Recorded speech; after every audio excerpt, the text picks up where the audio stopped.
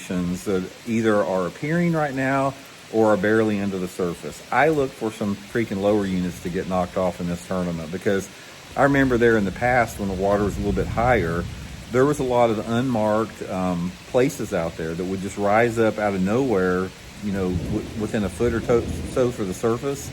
So that's going to be a factor there. But one of the things about Lake Mead is, since it is a deep canyon type reservoir, the water level on it, I don't think it's going to have a big impact on the fishing as far as improving or hurting the fishing. I think that it just is what it is.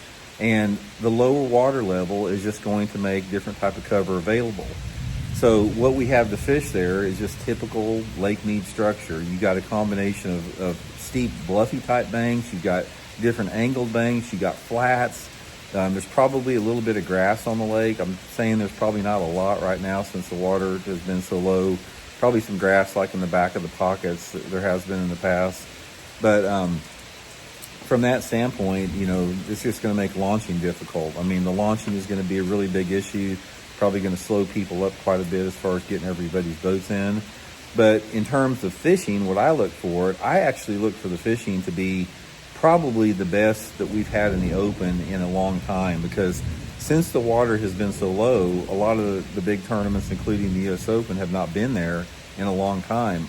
And I think probably the lake has gotten the least amount of fishing pressure over the past 3 or 4 years that it has in a long time. So we all know what that does. I mean, anytime a lake that has a chance to sort of take a deep breath and recover from fishing pressure, it always sort of shows out a little bit.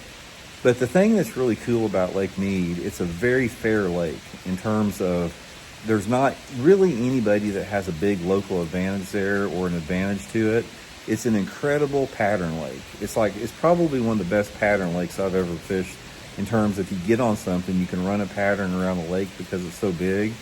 And another cool thing about Lake Mead, it's so big and it's so vast that you don't really have to fish on top of a lot of people very often. Now, occasionally you may get into, you know, some type of a milk run where people are running like, you know, certain points or certain back of coves, and you might run into some people.